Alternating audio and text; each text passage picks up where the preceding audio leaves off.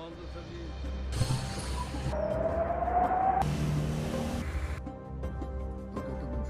vermeleri gerektiğini çocuk, kadın ve yaşlı demeden insanları katletmeyi, büyük bir çevre kıyımına yol açmayı sürdürüyor. İsrail saldırıları nedeniyle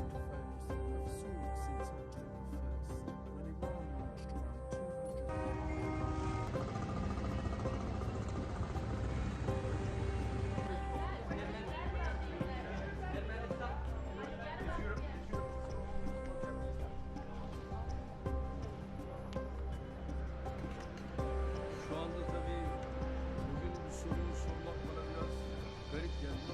The fact that you're asking this question today is a little bit Ülkelerimizde ilişkilerimizi tüm veçeleriyle gözden geçirdik. הורו בהצהרות ופעולות שמנוגדות להחלטות הממשלה ולהחלטות הקבינט. Değerli dostum Trump'tan ikinci başkanlık döneminde eski yönetimin hatalı politikalarını terk etmesini bekliyoruz. Sayın Başkan'ın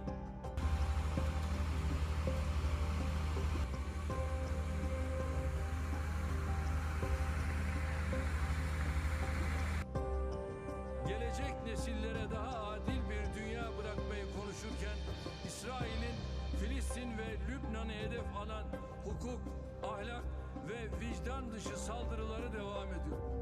Mevcut hükümet maalesef çocuk, kadın ve yaşlı demeden insanları katletmeyi, büyük bir çevre kıyımına yol açmayı sürdürüyor. İsrail saldırıları nedeniyle toprağa ve yeraltı sularına sızan kimyasallar Gazze'li çocukların geleceğini şimdiden karanlığa bürümüştür. Bu ağır insani ve çevre felaketine sebep olanların uluslararası mahkemelerde bunun hesabını vermeleri gerektiğini düşünüyoruz.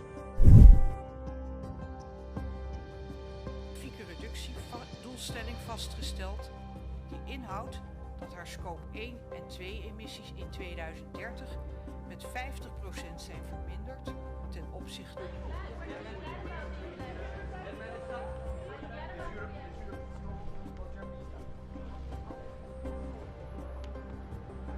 Değerli dostum Trump'tan ikinci başkanlık döneminde eski yönetimin hatalı politikalarını terk etmesini bekliyoruz.